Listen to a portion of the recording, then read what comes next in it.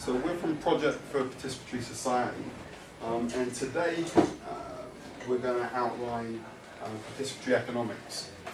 So this is Paul and I'm Joe. So basically, going to give a quick introduction to PPS, and we're going to look at knowledge, strategy and vision. Then Paul's going to cover participatory economics in some detail. And then hopefully we're not going to take too long, so we can have some discussion and Paracon.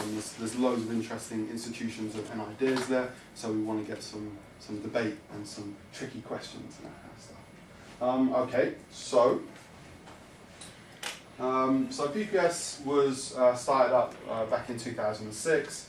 So basically it was with activists, progressive academics, people that were interested in inspiring, facilitating and supporting new efforts to look at alternative institutions.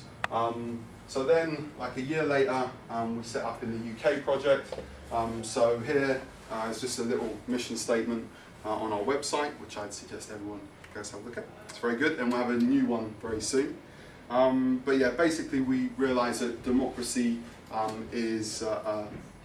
has a lack of meaningful participation here in the UK, and again we're all about looking at knowledge, vision and strategy in terms of leading towards a more participatory society. So just a kind of basic organising theme for Project for a Participatory Society is knowledge, vision and strategy. So these, if you like, are the ABCs of social change. So you have to start off with some knowledge. So we need to understand how current social systems, systems of group-based hierarchy, institutions, how they work. But we also need to look at vision. So this is looking at alternative institutions. And of course, C, strategy. So we need to know how we get from where we are today to where we want to get. So, basically, if you think about, I know a lot of organising that I've been involved in, global justice, kind of black community organising, we often spend quite a lot of time on knowledge, so telling people how bad racism is, or telling people how bad the world economic system is for the majority world or developing world. But we don't spend so much time on developing compelling alternatives. So different alternative institutions. And again, strategy, I think that you could do with a bit of more concentration on strategy, so tactics, etc. So these are the basic organising themes of Project for a Participatory Society. Okay. So we're just going to quickly introduce something called liberating theory. So this basically is just a useful theory for thinking about society. And it's particularly useful if you think that any kind of radical change in our systems will need mass popular movement. So if you want a mass popular movement, then it's a good idea to have a nice theory that doesn't take like 10 years to learn, like maybe Marxism or something like that. So we want something that actually is a theory that anyone can engage with. So why do we need a theory? Theories are useful for prediction, so you can predict the kind of stuff that will happen in the world.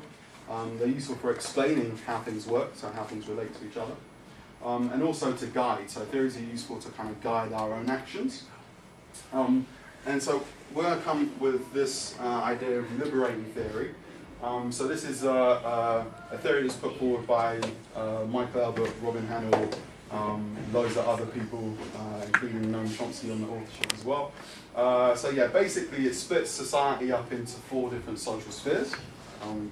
That's a cool and trendy t-shirt. So yeah, basically you can think of a political sphere or a polity. So this is the part of any society that deals with kind of legislation, adjudication, judiciary, that kind of stuff. There's also like an economic sphere, so any society will have some kind of way of producing, allocating and consuming. So that's basically what an economy does. There's also like a community or cultural sphere, so people seem to have a need for a sense of shared or cultural identity. So it's like having a sense of belonging to a group with a shared kind of history and possibly a shared future as well. So this is, again, you find it in those ethnic, cultural, racial, religious identities. It's something you find in any society.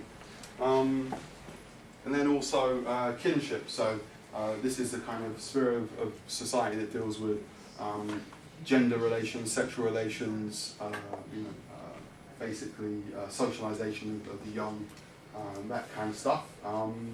So yeah, basically the argument is that these 4 different things that any society does, it's the way, is it for me?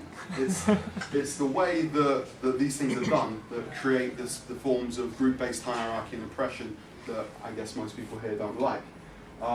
So the question is really like about trying to develop alternative institutions that get the work done, but in accordance with our kind of values. So kind of why these 4 different social spheres? You could, choose some different ones if you wanted, but these I think are particularly useful. And you can see like how they are particularly useful because when you think about the kind of main kind of social theories, they've all kind of stemmed from the concerns of disadvantaged constituents within one of these social spheres. So you have anarchism, which kind of deals with all group-based hierarchy, but it has like a large theoretical basis in the role of the state and government. You have Marxism, which is basically concerned with class division, so economic oppression. And then you have, if you think about nationalism, so like black nationalism or African nationalism, so this kind of Marcus Garvey, basically looking at we're oppressed maybe through imperialism or through in the society we live in because of the particular ethnic or cultural identity that we have.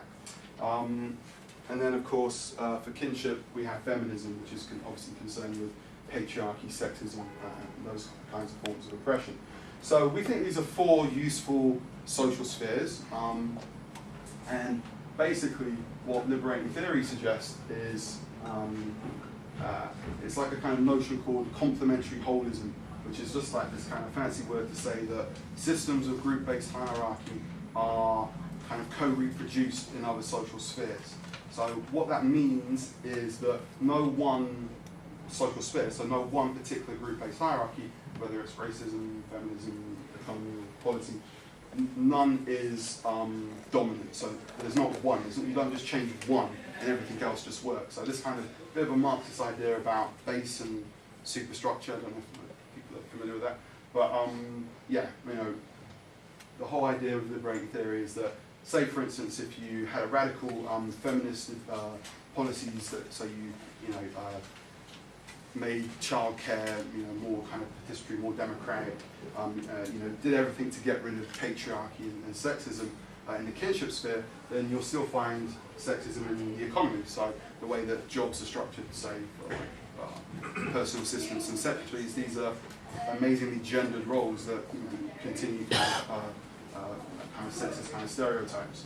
So that's the argument, that you actually need alternative institutions in all of these social spheres to get these particular tasks done. So I think that's liberating theory. So in summary, so PPS organise around knowledge, vision and strategy. So really kind of the importance of going beyond just saying how bad things are, to actually saying, well, what could be the alternative institutions that would make things better, and strategy, of course, for how can we get there. So it's kind of important to have the vision bit, because if you don't, then it's quite hard to develop strategy, so it's helpful for that reason. So yeah, I think that's probably about it, other to say that, in each of these spheres we want to get certain work done, but it's about getting those things done in accordance with our values, which Paul's going to go on to talk about in participatory economics.